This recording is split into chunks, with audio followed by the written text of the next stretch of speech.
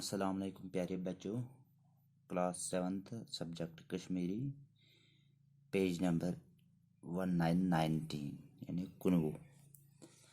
तो लेसनस चु नाव सुया। आज करो अमिक सवाल जवाब। लफज अड रलवियो। मिसाल नामा प्लस वार, अत बन नामावार। इथे कनन छो दिला प्लस वार, दिला प्लस वार अत बन दिलावार। बख्ता प्लस वार अत बन बख्तावार। कदा प्लस वार गो कदावार। समा प्लस वार समावार। जाना प्लस वार जानावार। पैदा प्लस वार गो पैदावार। इथे कन छो जुमलस मज युस ते नावत वर्ताव न यी सो इंसान सुंद आसे, जानवर सुंद आसे, जानवर सुंद आसे, कुनि जाय हुंद आसे या कुनि चीजुक आसे, तथ छ नावत वनान। यानी अगर कुनि जुमलस मज कह नाव यी वर्तावना सो इंसान सुंद नाव स्तन या जानवर सुंद नाव स्तन या कुनि जाय हुंद नाव स्तन या कुनि चीजुक नाव स्तन, तथ छ वनान नावत।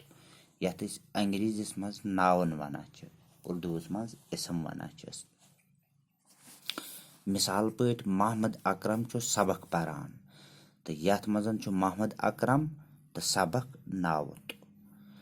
तो दुयम छु अनवर राधा छु पलो छलान, तो अनवर राधा छु यथ मजन नावत।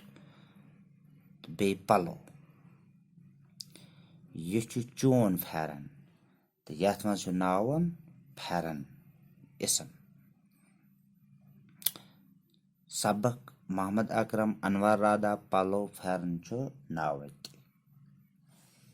इथे कन छु यमो जुमलो मज सारियो नावत। बनकन छु जुमला आमत दिन, अमो मज छु चारन अस नावत यानी नावन। कशरस मज वनान नावत।